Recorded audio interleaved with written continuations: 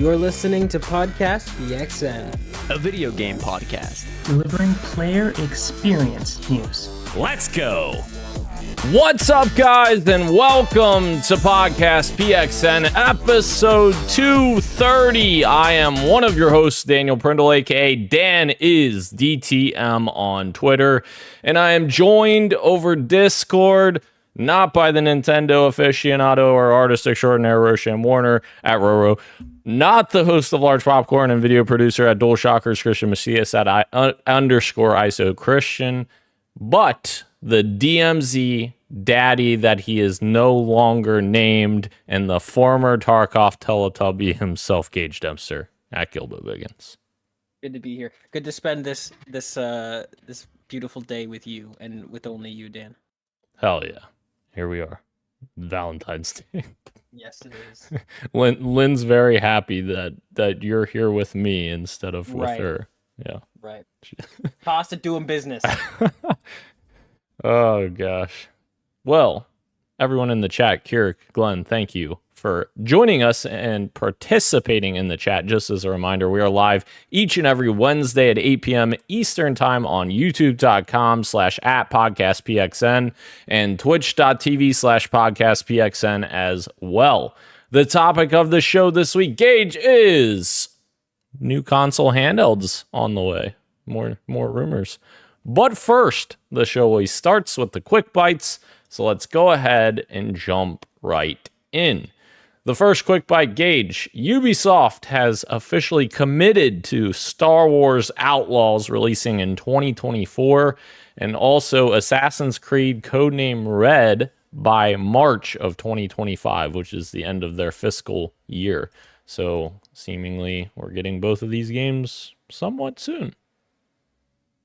Interesting. Yeah, I know we've joked about it on the podcast before, but this Star Wars Outlaws game looks like almost too good to be true, so I'm curious to see how this game releases. I think I give Ubisoft a lot of shit. I think a lot of it's deserved, but I'm always rooting for any publisher to have a Capcom moment. Like that would be the best for gamers, is that every publisher is firing on all cylinders and makes great games. So I would love for Outlaws to be the start of maybe a new era of Ubisoft, but we'll see. And Codename Red, I love the setting for that, but I'm pretty sure that was the one that was like leaked to be like I'm pretty sure that's the new age Assassin's Creed with the gear score and all that. So that one doesn't really do much for me, but Star Wars Outlaws, very curious to see what we got coming our way.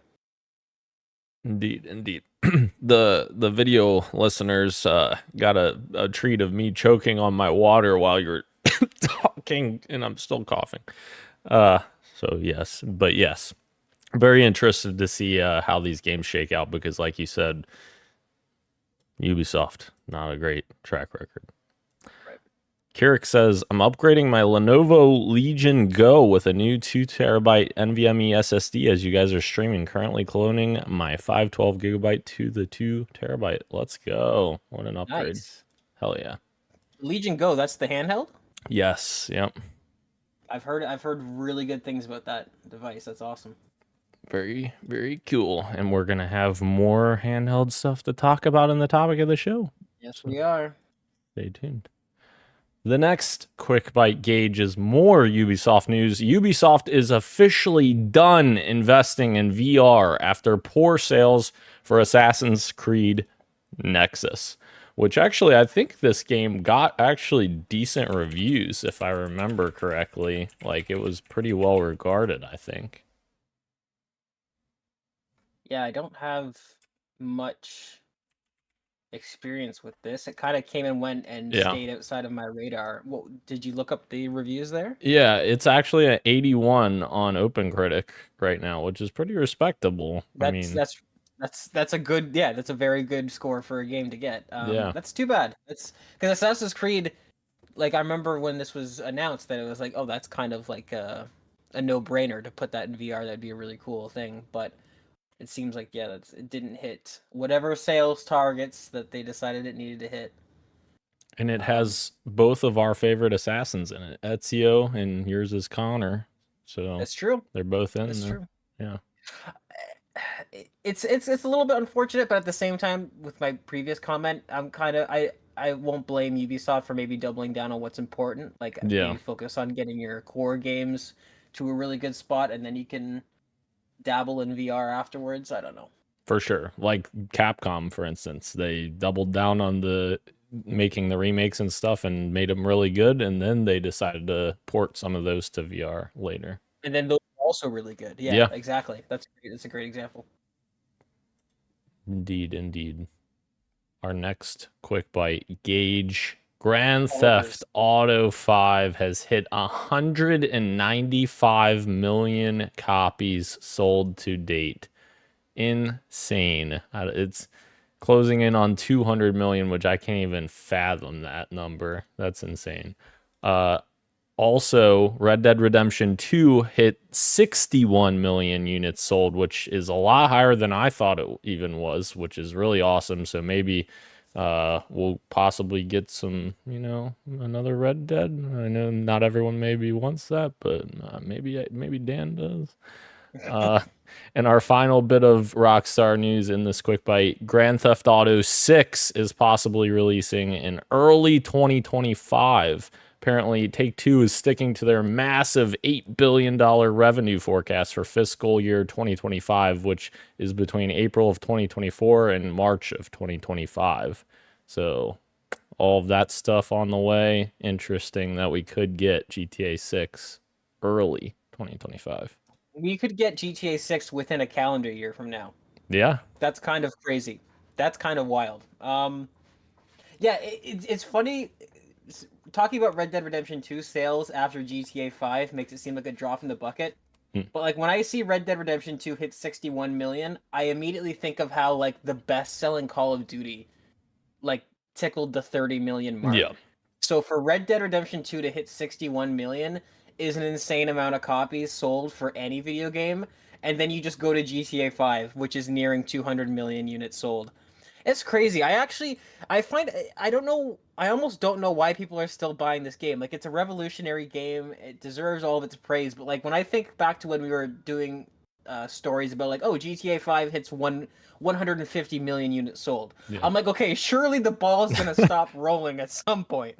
But here we are at 195 million copies sold.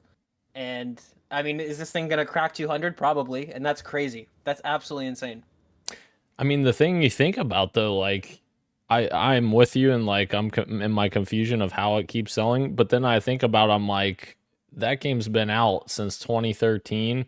10 years have passed. There's probably a bunch of little kids that were 5 years old when that game came out, and obviously they weren't playing GTA 5. So maybe the target demographic keeps getting older, Keeps shifting. yeah. So it's insane though. Yeah.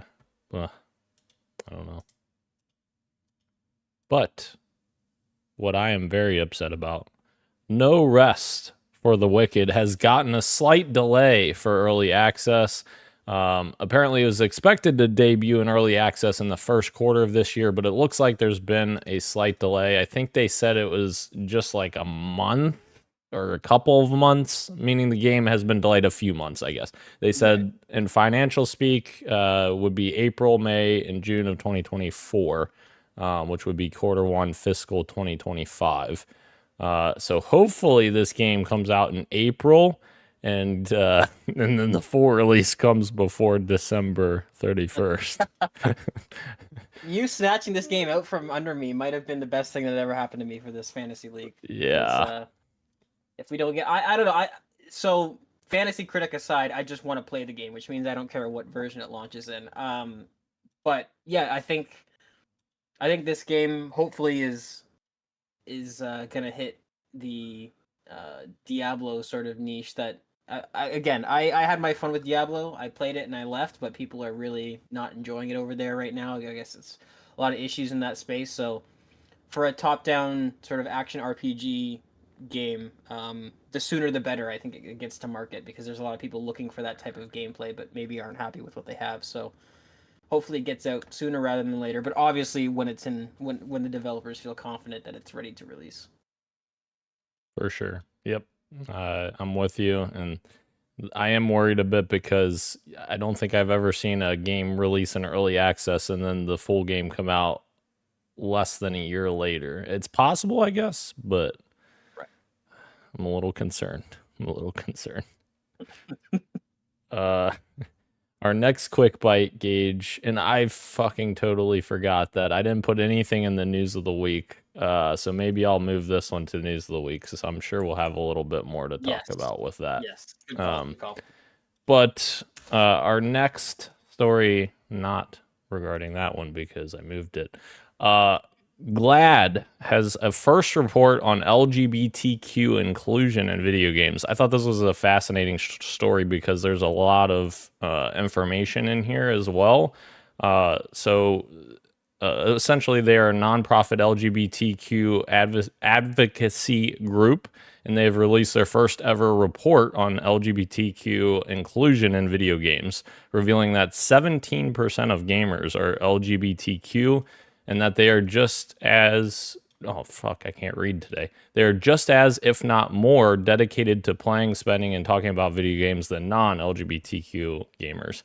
But there's some interesting stats in here as well. So 17% of active gamers are LGBTQ, up from 10% from a Nielsen study in 2020. They also did kind of a deeper dive on each of the publishers. Microsoft had 146 games available on the Xbox Store with LGBTQ content at the time of the survey. PlayStation had 90, and Nintendo had 50. Steam had 2,302 games in English, but that number dropped to 1,506 when adult-only sexual content tag was filtered out, which... fair. In all four cases, this represented less than 2% of the total available game libraries. So just a lot of very interesting stats like that I honestly wouldn't have known without this report coming out, and kind of shines a spotlight on the people that are giving fair representation for this group of people. Absolutely, yeah. No, it totally makes sense that in any piece of media, you want to see at least, if not something that you relate to represented, or a piece of you that's represented, at least something that you can empathize with. So for sure, it's cool to see them doing studies about this and getting useful data that developers can then use to make future decisions. Absolutely. We were talking about sales numbers before. This next quick bite gauge, Spider-Man 2 has sold 10 million copies in 100 days. And that's not even with a PC release yet. And I'm sure that it'll sell a bunch more when that comes eventually. Holy copies, Genki. That's a lot. Yeah, 10 million copies. Good for them. Good job, Insomniac. Although, there were some bugs there that we'd like to see fixed in the next one, please. Yep. Our next quick bite, Crystal Dynamics has revealed new artwork for Lara Croft, seemingly showing off her new design. Fans are speculating that this is her new unified design in their upcoming Unreal Engine 5 game. It looks like, to me, very like, it almost looks like a mix between the new Lara Croft and the classic one, like with her clothing. Her clothing is very much classic, but then like the face gives me very much the reboot vibes. So kind of a cool mix there. Yeah, this looks totally fun. I mean, this looks like Tomb Raider, right? This looks like Lara Croft, and that's fine. This is so... I'm very indifferent to this. I want to see the game. Let me see the game. Very Lara Croft. Much wow. All right. Our last quick bite gauge. There is a rumored Nintendo Direct happening tomorrow, apparently. This report from Stealth 40K on Twitter, he says a Nintendo Direct is rumored to be scheduled for February 15th, which is tomorrow. If it's a regular Nintendo Direct, it will be announced today, Wednesday, which it wasn't. If it's a partner direct, maybe it's shadow dropped on Thursday. So seemingly going to be maybe a partner direct tomorrow. So watch out for that. And the second part of that is we got also confirmed news from Xbox that their official Xbox podcast is going to have an episode tomorrow on February 15th as well, 3 p.m. Eastern, 12 p.m. Pacific, where we will hear from Phil Spencer, Sarah Bond, and Matt Booty as they share updates on the Xbox business. So this is the news we've been kind of waiting for as all the rumors keep swirling of exclusives and what's not exclusive and all this. Seemingly we'll find out tomorrow, and maybe the Nintendo Direct is somehow tied into that to where maybe Hi-Fi Rush gets announced at the Partner Direct. If that is in fact happening tomorrow. Yeah, I think that's a pretty, like you said, if that is happening, I think that's a pretty good bet, and that's maybe why we're seeing both of these events so close together, and why we're not seeing the usual, like you said, Nintendo hasn't announced it today, the day before, which they usually do. Yeah, tomorrow is going to be a very interesting day, because we're also in Switch 2 rumor season as well, so there's a lot going on with these two companies, and the fact that they're both having a rumored to have a presentation tomorrow. Interesting. There's a lot of stuff that there's something in the air, Daniel. There's something in the air. There's something in the air. Yeah. What's interesting too is like we keep learning more information every day, and like us learning more information, I feel like it's making things more confusing because it's like we're getting conflicting information, and like one of those is our first Street Meet item, which is apparently Starfield going to PlayStation 5 is false. It's being claimed from, this is coming from Insider Gaming. Reputable insider and leaker Nate the Hate has taken to Twitter to shoot down the rumors that Starfield will be coming to PlayStation 5. Things have seemingly changed, and now Nate the Hate's latest tweet suggests that the information is not accurate. Taking to Twitter, he said, "I've rechecked the info mentioned below, and the information suggesting Starfield was PS5 bound is false." Which, again, goes back to what I was saying originally, and I think many of us were saying, was like there's so many people out there just throwing shit out there seeing what would stick, and it's like at this point I just want to fucking hear it from the horse's mouth at this point. Right. Yeah, insane. We also got kind of on the back of that as well for the same Street Meet item. Phil Spencer also had a team meeting with the Xbox employees, supposedly.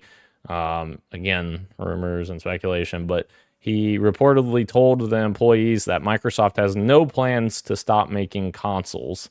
It's pretty self-explanatory, but which is very not a lot of room for interpretation within that statement. Yeah. No, yeah. So consoles not going anywhere anytime soon. That's what I want. That's the future I want. Yes, agreed. And then our last Street Meet item, Tom Warren posted a report on the Xbox stuff that is happening tomorrow, and gives us a little bit more information if what he's saying is accurate, which fucking A, like another report. But he's saying that the first two games that are set to appear on rival consoles, including Switch and PlayStation, are Hi-Fi Rush and Pentiment. And this is according to his sources. And Microsoft is also currently planning to launch Sea of Thieves on non-Xbox platforms later this year, with other first-party titles under consideration. So this gives us 3 titles, seemingly, which to me, all 3 of these make sense. Hi-Fi Rush and Pentiment are smaller experiences. They're smaller games, and both well-regarded smaller games.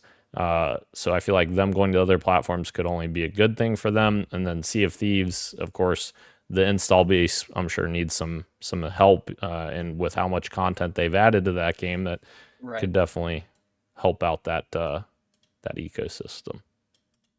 Yeah, as somebody who's not insane, I don't really have an issue with Xbox bringing some games to PlayStation. This hasn't upset me and unraveled my entire worldview like it has for some people. Yeah. And I think it would be an interesting choice if Xbox, because what they've done, or especially during Phil Spencer's tenure, is like they've really tried hard to win in the optics game. They're trying hard to do things that are pro-consumer, that are the ID at Xbox, focusing on indie games, and I think that a good balance for that, if they do go forward with some sort of plan to continuously bring some Xbox games to PlayStation, it would be really cool of them to sort of say like, okay, we want to keep making these small niche titles that aren't, surefire hits, that aren't safe. That's the perfect kind of game to open up and to bring to other platforms, to kind of say like, we're going to give ourselves the best chance to make some money off of this while still allowing these types of games to be made.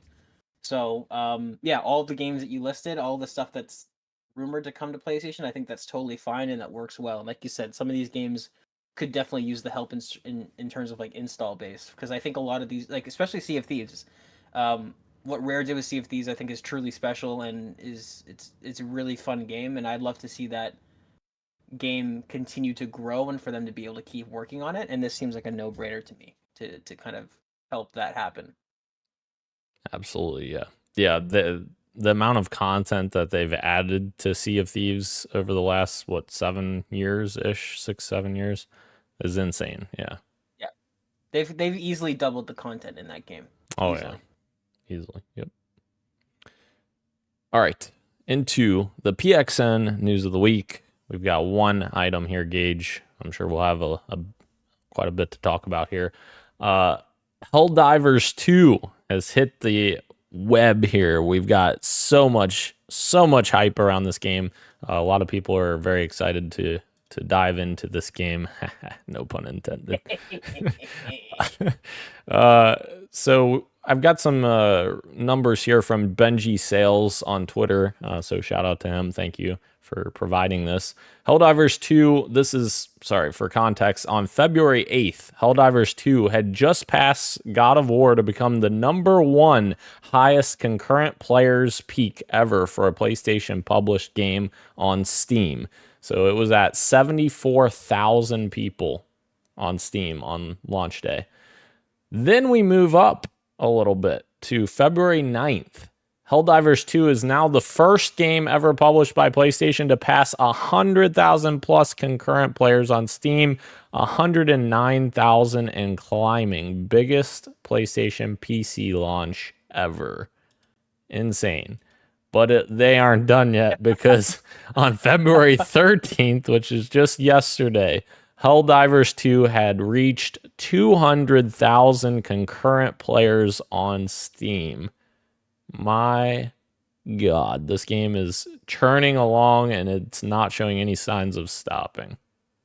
And I hate to make comparisons, but like it feels good, like in compared to say like the most recent game that's kind of turned up the Steam charts is Power World. Is that this is like this is an actual like proper game that people like. It has its art style, it has its own design. Like this is, man, like I'm so happy for Arrowhead right now. They must be over the moon with this game, because I don't think any of us saw this amount of like this type of response is insane. And I mean, we'll get into it a little bit later, but I definitely, it's not hard to imagine why this game is seeing these types of numbers.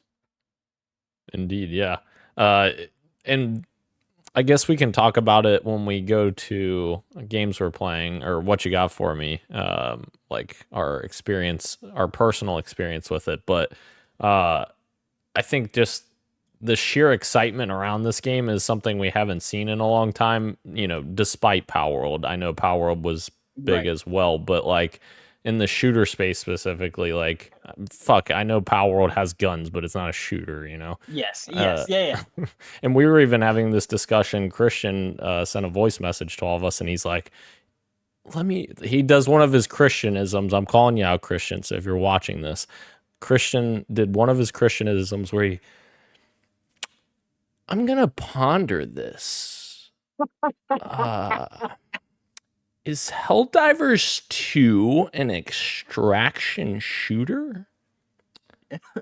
Let me let me put that by you guys. Right. What Let do you me think? present my opening arguments. That's Right. how he does it, but no, he's totally right. It does very much seemingly like feel like an extraction shooter, but like in a new way. I feel like it's not like a traditional extraction shooter. Yeah, he floated. I think he said the term extraction light, Yeah, which is an interesting term because it's like I feel like that might work because it is at its core an extraction shooter. You are dropping into a map. You have a limited amount of time to leave.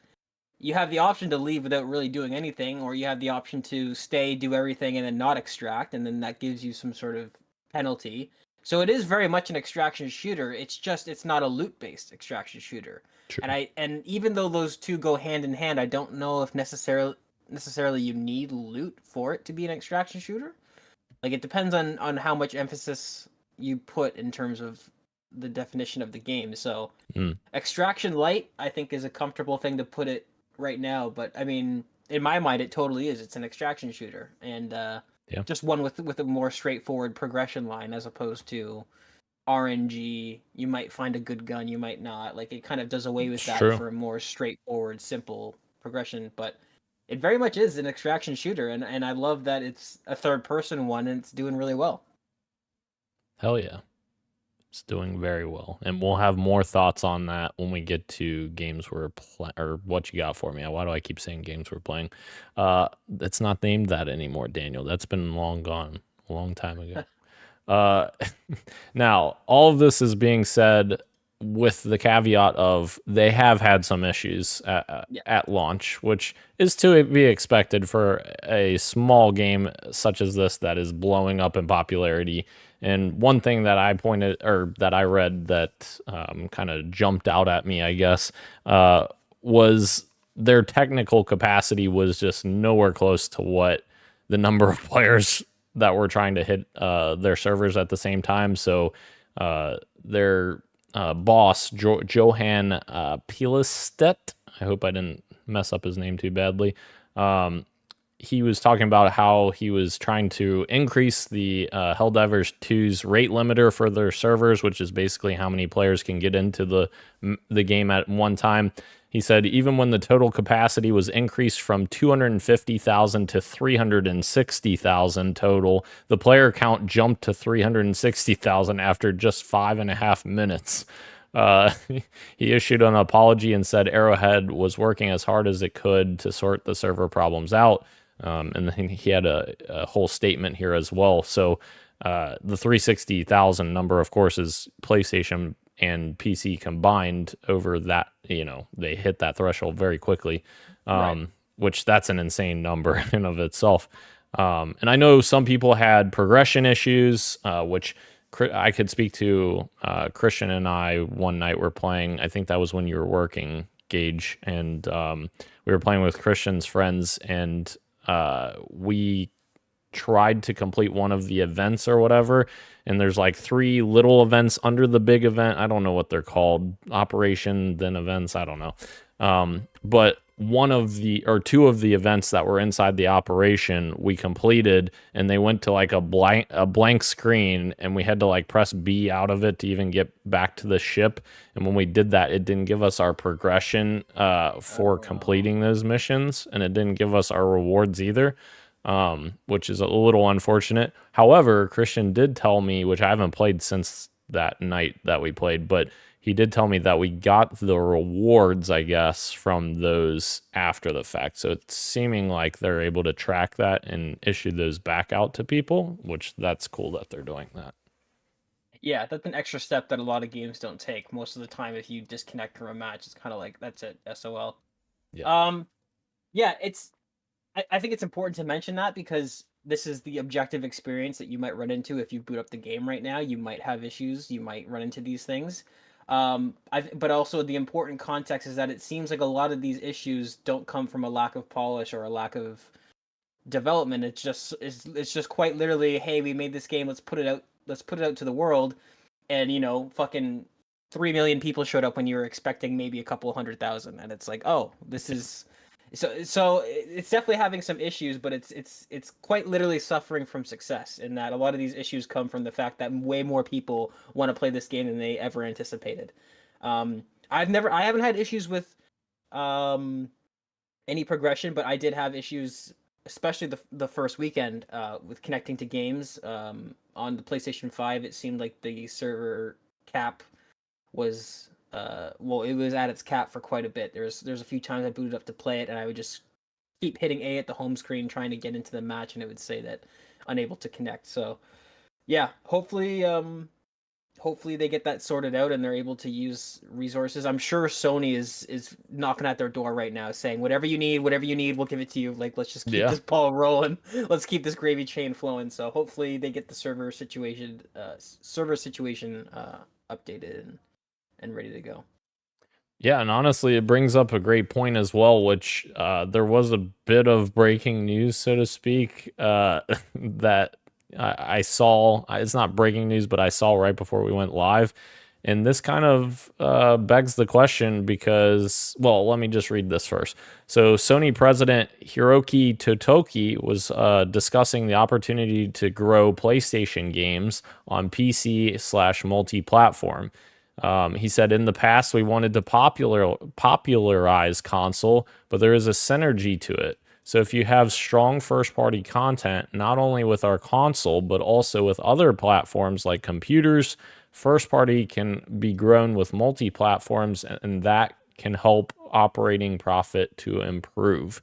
So maybe we're going to start to see Sony maybe adopt a different idea when it comes to their first party, with seeing the success of Helldivers 2, for instance, and maybe release day and date on PC, or give us a bit more of an idea of when things are gonna, like a month, right after. Yeah, as opposed to a year and a half or 2 years or whatever kind of leniency they have now. Absolutely. I mean, FOMO is a big part. I mean, it's not a good thing. I don't think anybody should necessarily tap into that, but it's a real thing, and it definitely probably impacts sales. Would Helldivers 2 perform as well on Steam if it released 6 months from now after the initial sort of hype? I don't know. Probably not, right? There would be some sort of, I'd imagine there'd be some sort of difference. So hopefully Sony does look at this. Like, I think if you're a console maker, and this includes Nintendo, if you're any console maker, I stand by the fact that there is quite literally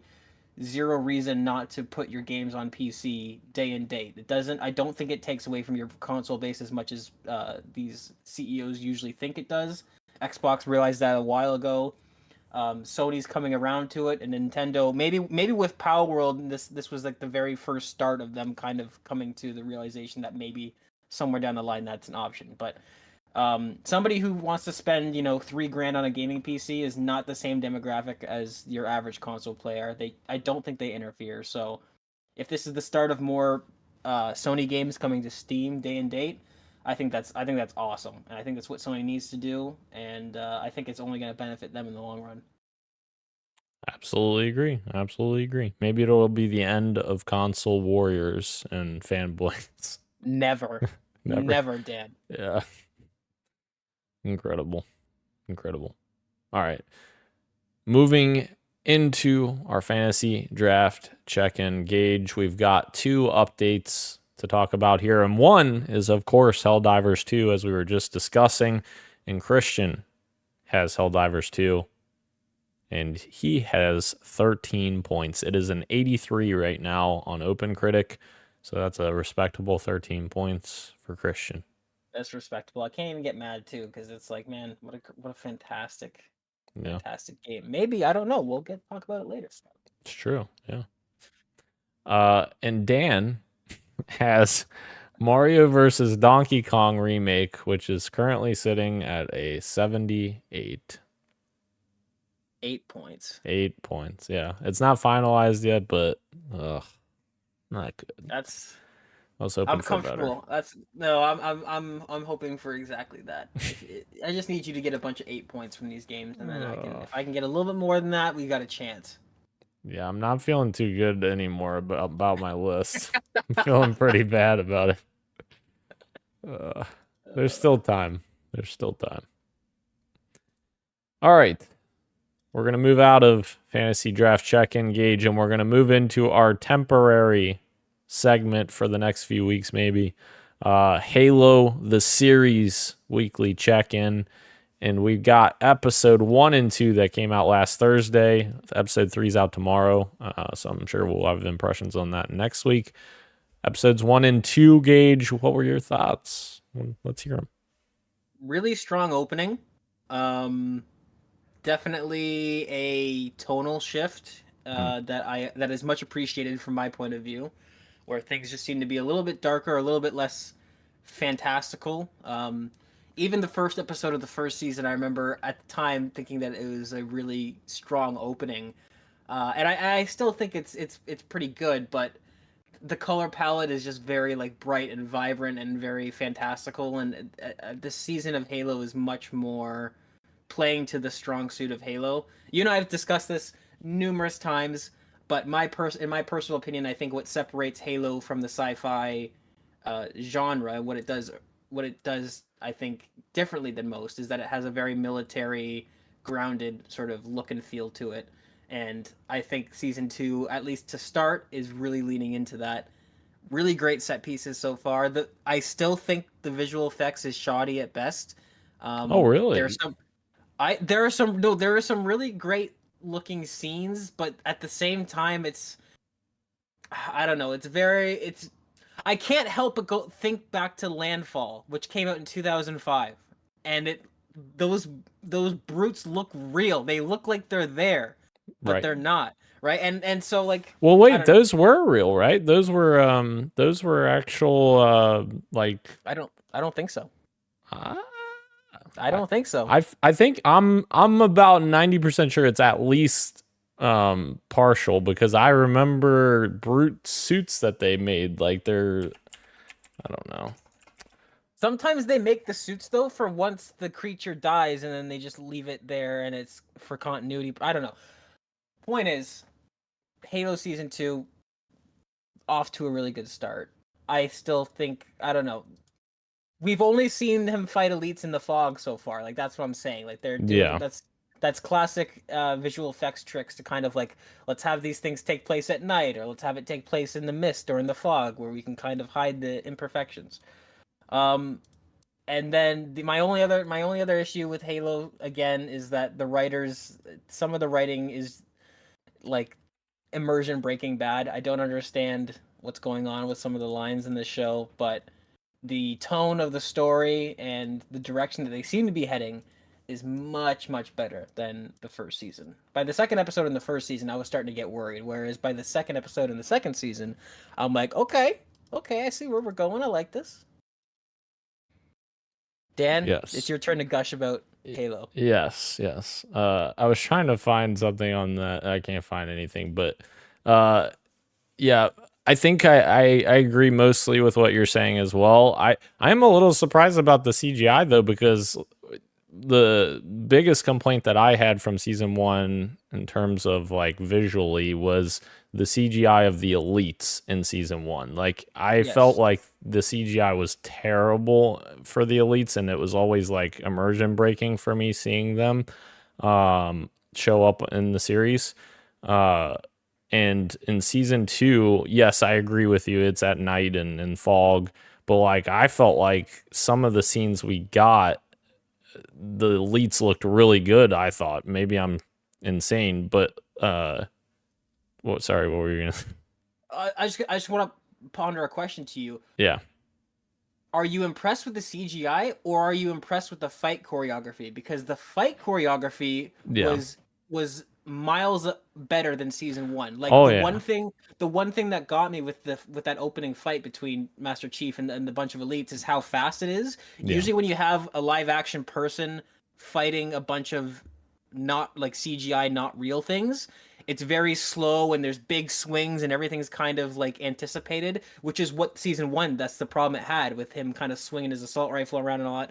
So like the fight choreography is great. It's just the CGI I have a problem with. But the fight choreography felt like punchy and impactful and really quick, and So maybe that's what is what you're thinking. Yeah, I agree with both of those points, or I agree that the choreography is significantly better, but I also think that the CGI looks better. Like I go back to Right. look at season 1, and I even went back to season 1 when we got our first look at the elites in the first episode, and like even their faces, it doesn't look right. Like Right. it looks like uncanny valley, like almost. And I know they're aliens, but like it didn't look right. But then like I look at the season 2 elites that we've seen thus far, and I feel like it looks like quite a bit better than season 1. For sure.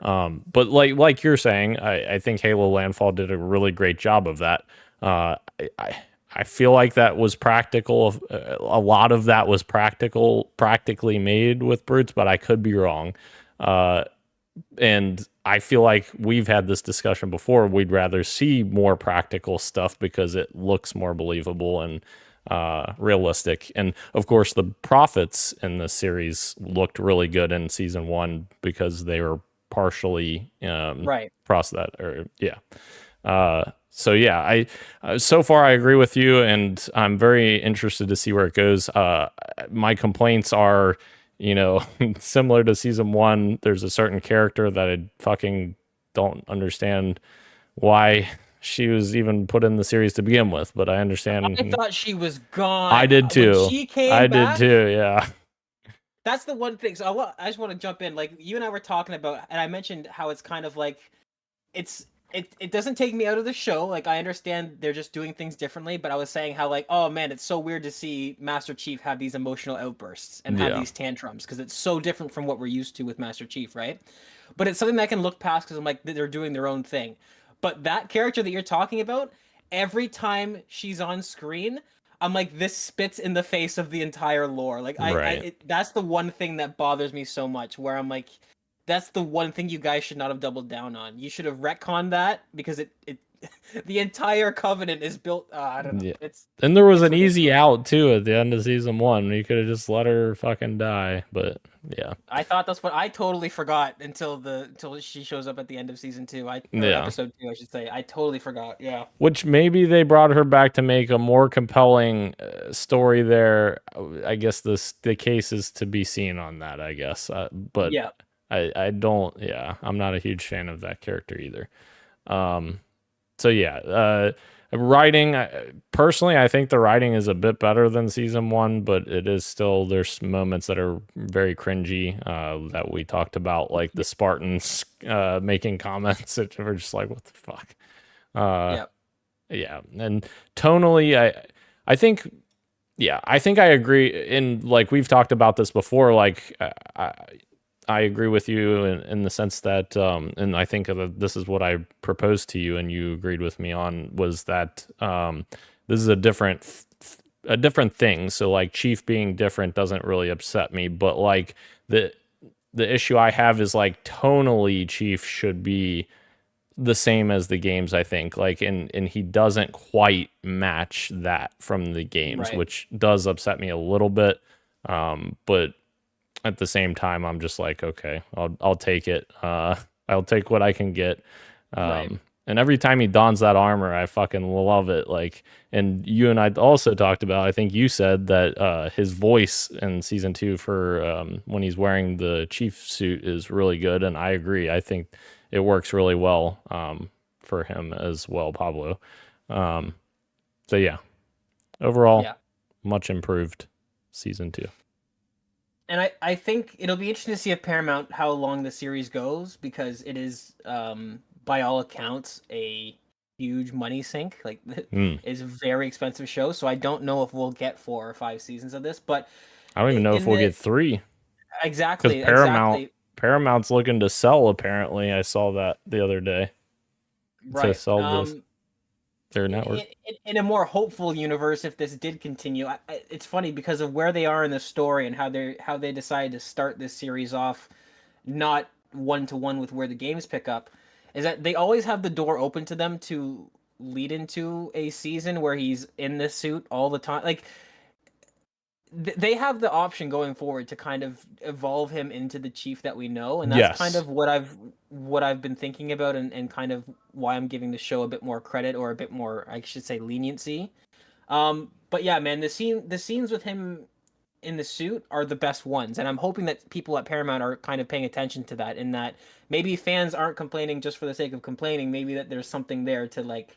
There's a shot in the first episode where Chief, he's trying to rescue a Marine, and the planet's being glassed, and he kind of throws the Marine down on the ground and lays over top of him, and behind him you see this giant plasma beam literally melting the planet, and while this Marine's freaking out, and the Chief is just kind of stoically lying on top of him.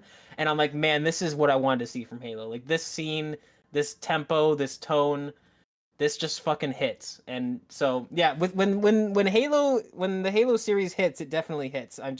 They just need to sort of smooth out those rough edges, and I think they got a winning formula on their hands. But like you said, we'll see if we ever get to that, because Dude, Paramount seems to be struggling. Paramount, just call us up. We'll fucking executive produce season 3, because I already have ideas flowing of how I could fucking turn this around with what the comment you just made about he could evolve into the character. Like, you could literally make it to the point where when you get to the jump where you go to Halo, you get on you get on the Pillar of Autumn, and you meet Captain Keyes and all of that, and Chief has some big event that happens before that moment, before he gets in there, that he has to go into cryostasis to like save him or whatever. And then when he comes out of cryostasis, he can't speak, or like he can't even get out of his armor, because his armor is like protecting him from like the elements. And like, so he has to stay in armor all the time. They put a voice modulator in him, and you hear Steve Downs' voice coming out. Oh my God. And then even like, you could keep Pablo Schreiber on board as Master Chief, and then have like a big moment like midway through the season 3, or maybe at the end of season 3, where he takes off his helmet and he's like I'm here. I don't know, fucking something like some big moment where he takes off his helmet and he has to do something like to save someone. I don't know, but we could fucking come up with a season 3 that would be a banger. We could do it. We could absolutely do it. Call us up, our Paramount. Call us up. I'll just simply redirect you to Neil Blomkamp. That's all I'll do. But call me up anyways. No, fuck Neil. I could do a better job than Neil. Oh, No, Nelly. I'm just kidding. All right, moving into what you got for me, Gage. Let's just do it both at the same time, because we're both playing Helldivers 2. Here we are. We played a bunch of it. Really very much enjoying this game with you guys, and getting to hang out. And actually, that first night that we were playing, Gage, we had a conversation, because you were doing upgrades or something, and I was standing on the bridge, and I was looking out, and I was like, dude, this would be fucking insane if like everything we're seeing down on the planet here, and like all the things we're seeing, like if this was actually happening, like that would be so cool. Fast forward the next day, Christian sends me this, or sends all of us this tweet in our group chat that says, in case you were doubting that Helldivers 2 is running the entire galactic war in real time, I took these images. Look down at the surface of the planet. You can see where players are throwing down their stratagems, and the blue and red beams can be seen from your ship. Fucking insane. You can literally see everything that we were talking about, how cool it would be to see it. Like, this is awesome. I think, to me, this is what elevates this is the difference between a good game and a great game, because there's nothing wrong with a good game, but there's a different tier of game where these developers just think of these things and think, you know what, let's just put this little detail in. If you were to sell somebody on this game, telling them that they can see the beams and the airstrikes on the planet of other players, it doesn't do anything for you. That's not going to enhance your gameplay experience. But it's in there because it's a shared world game, and they thought that this would be a good idea to put that in there. That's so fucking cool. That's so fucking cool. It's one of those little details, like I said, that in my mind elevates a game from a good game to a great game. And there's a bunch of little things like that, but this is one of them where yeah, you and I were talking about that, and we noticed that like if you go, because I think you and I were exploring around a little bit. We went to like the first, Yeah. what you would assume is the first planet you go to, and we go there and there's a bunch of ships. And I remember at one point we go to a different planet, and there's fewer ships, and that's when you and I started talking about like, huh, there seems to be some sort of correlation in what they're doing in the overworld, right? And then people like this obviously looked a little bit closer and found out that like, yeah, they really are putting the time and dedication in to add these little small details. Yeah, that's so fucking cool. And like the actual like gameplay when you're on the planet and calling in stratagems, it's so much fun. Like even when you're fucking your teammates over, like it seems to happen a lot, and you're calling in airstrikes on them. It's so much chaotic fun that you're not even mad about it. It's just crazy. Like we were playing and fucking Harley kept killing me time and time and time again, and I'm like, what the fuck, Harley? Why do you keep killing me? He's like, I'm not killing you. I have the mortar thing on where it attacks any enemy that's nearby. And I was like, oh, I'm fucking dumb. I'm fucking running up to the enemies and I keep dying because I'm running up to the enemies. So yeah, there's so much cool nuance that goes with the gameplay that it captures some really cool experiences for sure. This game, what Arrowhead does really well with this game is they have seemed to blend the line between like mechanical gameplay and feeling cinematic, and they've done that really well. Some games struggle with that. Like one of the biggest games I can think of is like Battlefield 1 or maybe Battlefield 5, but Battlefield 1 was a really great game. It felt really cinematic, especially with the giant airships coming in and all that, but it made a lot of choices that lean too far into that. Like a lot of players are really upset that that was the first Battlefield game that had like this randomized recoil where you could never tell where your shots were going to go. And like that bugged a lot of people because that was like very antithetical to like the gameplay. But they did that in order to lean towards cinematic. But this game, it seems to like either blend the lines or like ride the line, whatever you want to say.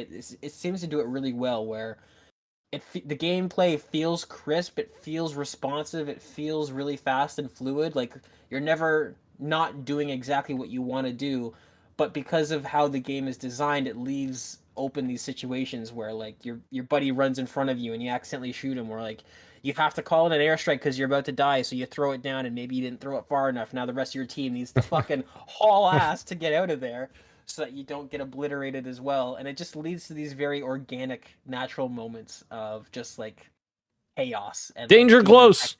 Exactly. Yeah, yelling out danger close, where you're not doing it to do a bit and you're not doing it you're just saying it because you don't know what else to say. You're like, get the fuck out of here, danger close.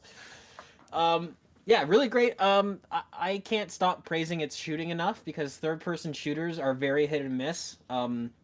Even games like, to me, that I've picked up and played, like Uncharted, the guns don't really feel real in Uncharted. They feel very flashy and very Hollywood. The Division is one of the games that I point to that does do third-person shooting really well, where the guns sound really punchy. And Arrowhead is they probably have a lot less resources than Ubisoft does than when they made the Division, and this might be one of the best sounding and feeling weapons I've recently played in a third-person shooter. So, as somebody who has a soft spot for third-person shooters, over-the-shoulder shooters, this speaks to me a lot. I really love the way the guns sound and feel in this game. Arrowhead deserves a lot of praise for that, because they could have made it very flashy and pew-pewy because it's sci-fi, but it feels like a really grounded tactical shooter. How they decided to do like the ammo counters with it counts mags and not just reserve bullets, like it's deceptively tactical, this game, and to me, I love that. I love all of that. And to me, like the expansion possibility of this game, like future content, like it has so many exciting ways that it could go. Like, we have the one section where it's like bug type enemies, and then the other section that's more like robotic, like mechanized enemies or whatever. And Right. so like I think there's a lot of room for future expansions to like come up with even more different enemies and worlds that we can explore. So that sounds really exciting to me as well. Absolutely, yeah. And I think it's important to mention, just because there's been a lot of talk online, and I don't think a lot of it's warranted. This game does have microtransactions. It does have monetization, past just buying the game. And I think while I'll never blame anybody for saying that, microtransactions shouldn't be in a full price game, at its core, I guess I agree with that. But relative to today's standards, I think Arrowhead has been completely generous with how the microtransactions work in the game. I think it's totally fair, and I think some of the decisions they've made that are echoing, say, like 343 with Halo Infinite, with battle passes never expiring. Right. Helldivers 2, they have a battle pass type progression, and they've since launch they've clarified that they will also not be removing battle passes; that they will be there available to you in perpetuity. So a lot of good stuff like that. The prices in the store, all the prices are, even the most expensive items are extremely low compared to other games. So just another, I want to give them a quick shout out to that too. This seems to be monetized very fairly, on top of you getting a lot of content just for the game that you buy, if that's all you wanted to spend money on. Yeah, absolutely. And if you have a fucking huge install base like they have, lower prices in the store is a no-brainer, because then you get more people buying that Absolutely. stuff. Yeah. 100%. Go play Helldivers 2 if you like third-person shooters. That's the point of this whole segment. It's very good. Yes. Very fun game. Grab 3 other people, dive in. Dive in. Do you have anything else you're playing, Gage, or is that it? It's pretty much just Helldivers 2, man. Hell yeah. Glenn wants me to mention that I also got a big win on Fortnite with Glenn on my birthday. So that was exciting on Monday. You also got 2 big wins against Glenn in football. Damn right. to which I personally witnessed. You personally witnessed. I streamed it live. 46-9 or something. Yeah. Like that? And I beat him with the worst team in the NFL. He had the best team, and I beat him pretty bad as well. Yeah. Get wrecked, Glenn. Sorry, Glenn. It was hard to watch, buddy. It was hard to watch. Yeah. I beat Glenn as bad as I beat you in Halo. All right.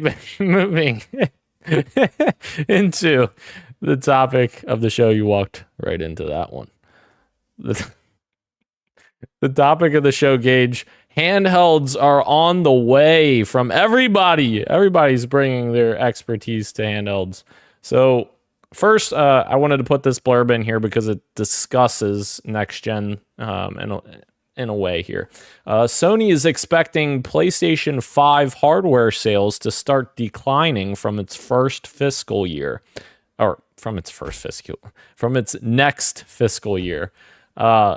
What's also interesting is they also said that they're entering the later half of the console cycle, and we're aiming to optimize sales with a greater emphasis on balance with profits. So we expect a gradual decline in unit sales from next fiscal year onwards. So seemingly Sony's starting to put in their mind of what's coming next for next gen. There's a lot of talk of Microsoft possibly releasing a next-gen console in 2026 ahead of everyone else. But based on these comments, maybe Sony's getting back in a little sooner as well. The report also mentioned that there would be no major existing franchise titles released during the next 12-month period. However, Jeff Grubb has disputed this, saying that they do have other unannounced games from established IPs on the way. He said, I put one out around the time of the State of Play. It's not like there are 0 games coming from Sony Interactive this year. He also said that he's heard that a new Astrobot game may be ready for this year, which would also be another established franchise, which I would love that. Playroom was awesome. So yes, interesting stuff. Interesting stuff for our next gen possibilities. But, yeah, I wonder if I would be curious to know in the internal sort of dispute that's going on with Jim Ryan's sort of games as a service push. I wonder if this is maybe a symptom of them saying, okay, we wanted to have all these games ready, they're not ready. Let's just wash the slate clean and start looking towards PlayStation 6 for a lot of the stuff, and that maybe triggered them to say, like, okay, well, maybe we need to get the PlayStation 6 out sooner, like you said. So very curious to see what's going on with that. Yeah, and that kind of fuels their introduction here into a possible handheld that's on the way, which we talked about, I believe, already a week or a couple weeks ago, a few weeks ago. I don't know. Time just is a flat circle. That made no sense.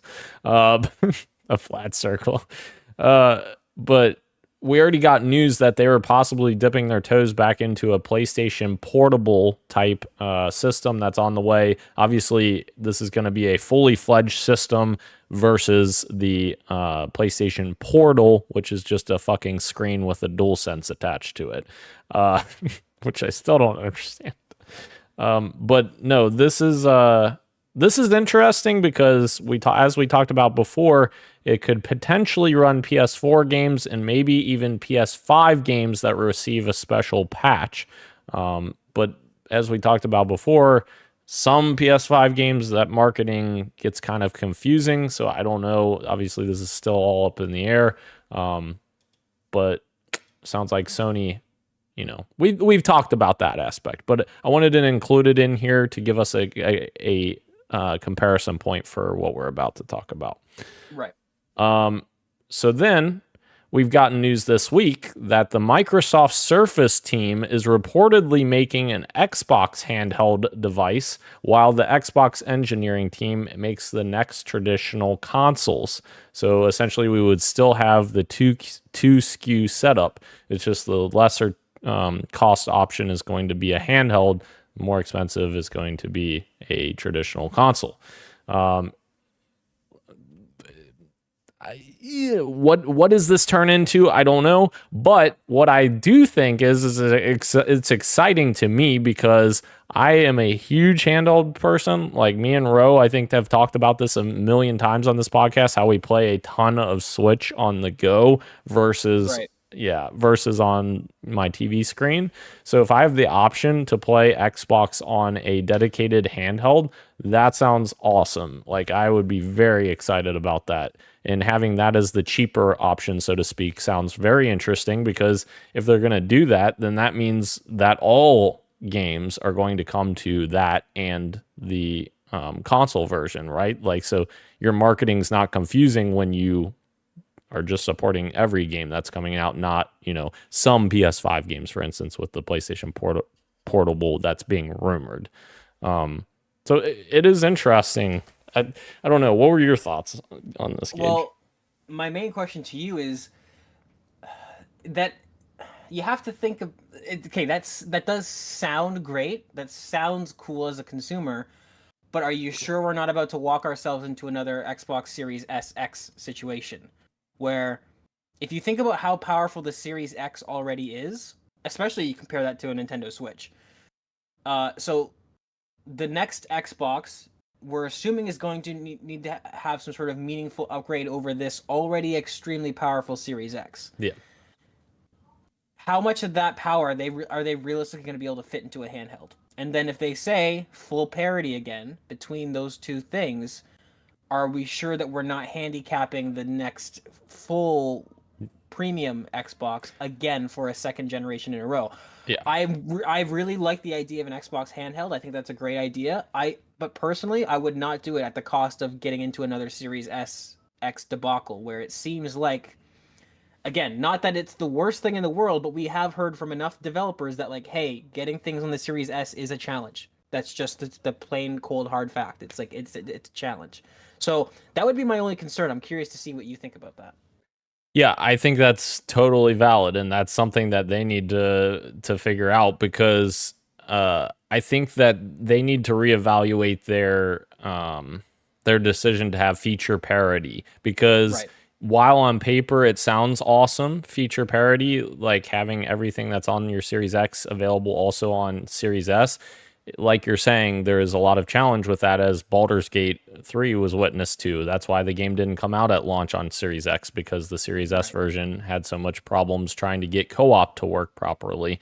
And I don't think that, I don't think that it's a huge deal. I know there's dedicated people out there that love co-op experience, local co-op experiences, and that's perfectly fine. But like stuff like that, for instance, is not going to break the bank for a cheaper console. Like if I don't have the ability to play co-op, for instance, on the handheld version of the next Xbox, Right. that's fine. Like I have no problem with that. So like, yeah, they need to look at their policies and reevaluate those and, change the wording or whatever and say that your game has to release on both, but they don't have to match feature wise. Like there's, there should be some consideration for that, for it being a lesser powerful console for sure. Yeah, I think that's totally fair. My angle on that would be I would be happy with that. I think that would be totally fair of Xbox to say here we have this less powerful, obviously less powerful because it has to be because of Yeah. thermodynamics, but we have a less powerful portable Xbox. And while all the games that come on one will come to the other, there won't be feature parity.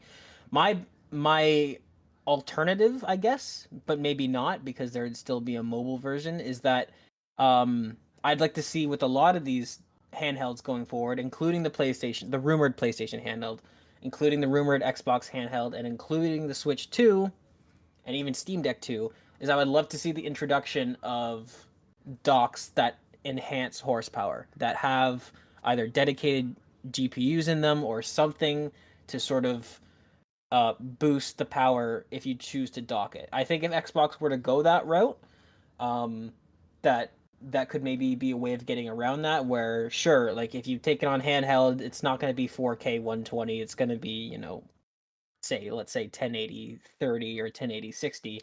But the second you plug that thing down, now you have something that is equivalent to the premium console only Xbox in terms of its processing power. Um, The but again, don't know how feasible that is, but I'd like to see these companies move in that direction. I think if we're going towards a handheld future. the technical feasibility of what I'm about to say is probably fucking ungodly, impossible. I But think I know where you're going. yeah, but what would be fucking sick is if the next gen console had like a slot or something that you could put the handheld in and it boosts the performance of that with the handheld. That would be sick. That would be awesome. Yeah, the issue I guess would be like, well, then why would you get both if you're because then you just have the console. But then you Yeah. could, I mean, no, because then you could have if you have somebody come over, it's like okay, you play on the actual system, Yeah. and I'll just undock my handheld, and now we can LAN or link over Wi-Fi.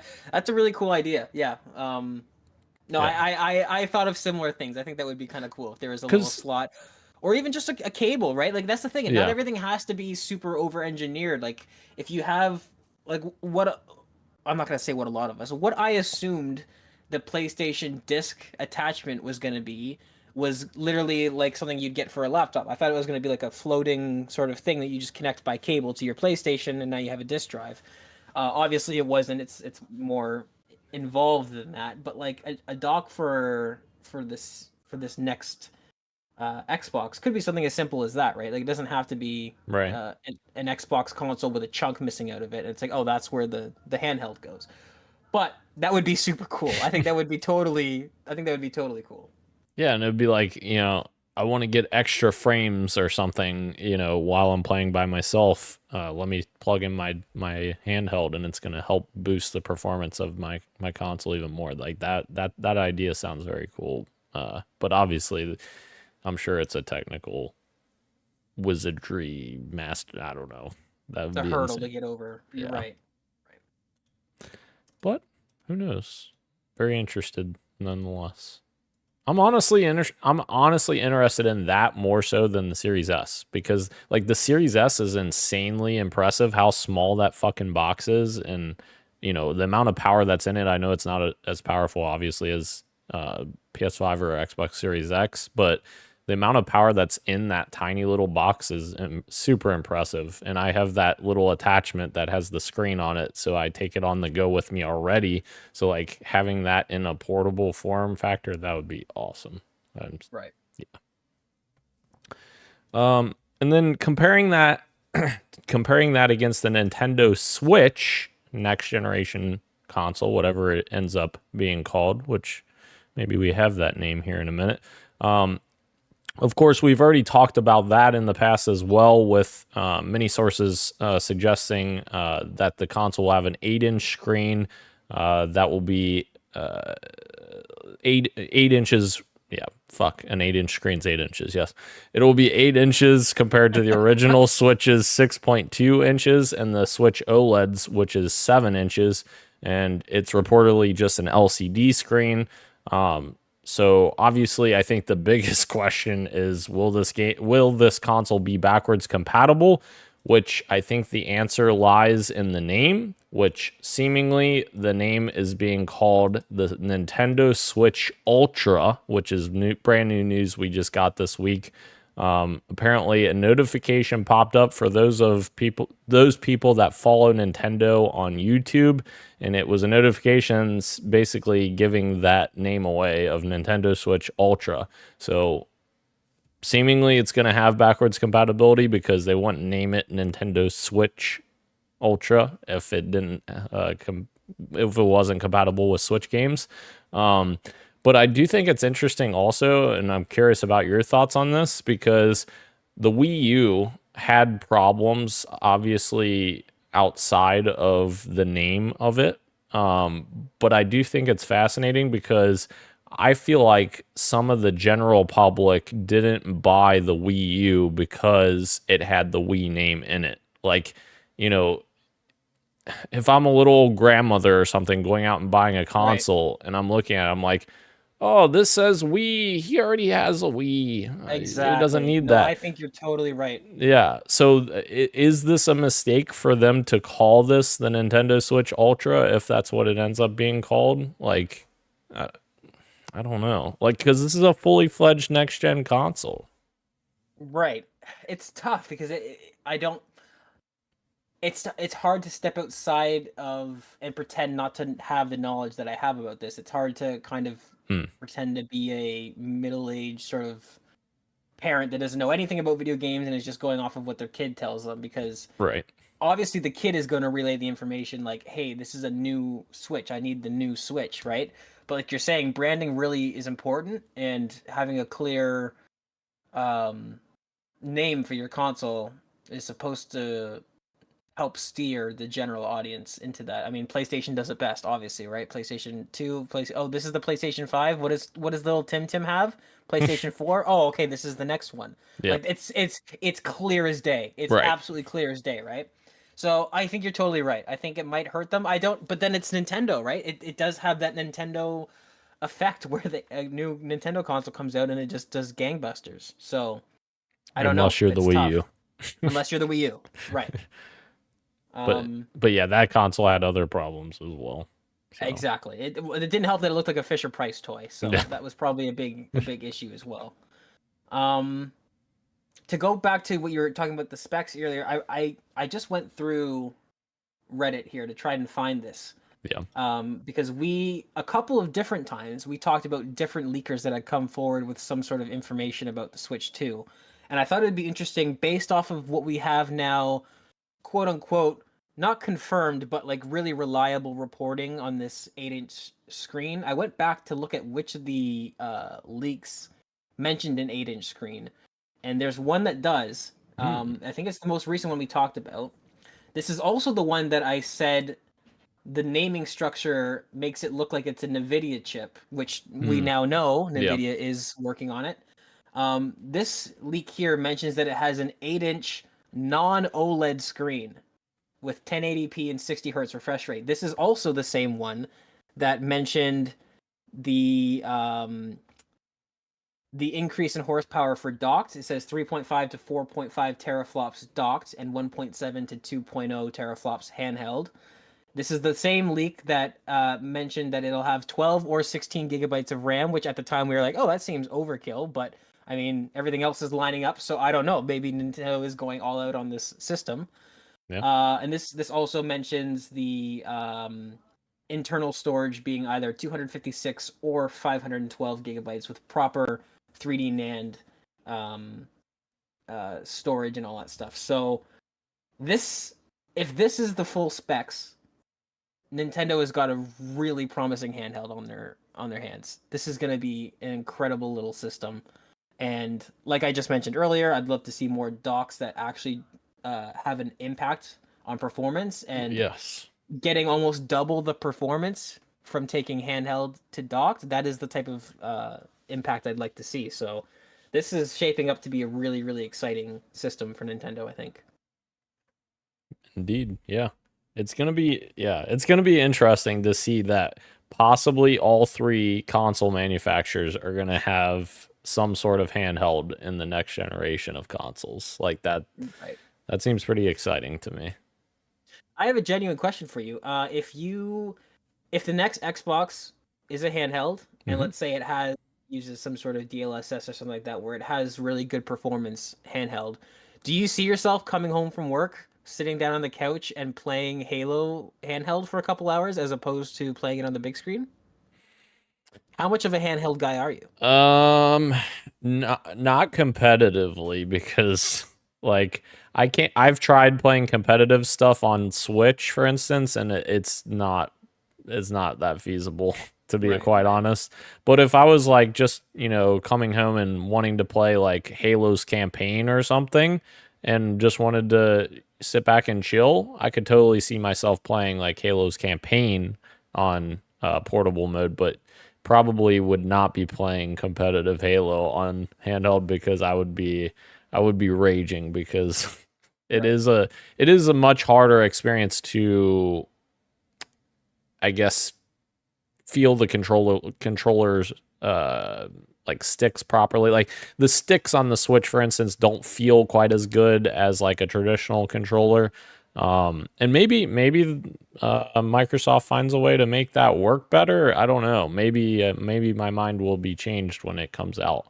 But like based on my experience with the Vita and the Switch and other handhelds that have had dual thumbsticks like that, probably would not do it for competitive. But like, yeah, I could definitely see myself coming home and playing campaign or a smaller experience, or like, even I think I said on Twitter, like, I'm like, if this handheld is real, this will actually make me play more games, because like all these single player games that, I maybe don't check out because I don't, have the time or I'm out and about or whatever, this would give me a avenue to play experiences like that. Like that would be much more accessible to just pull it up on my handheld and play those games on the go or whatever.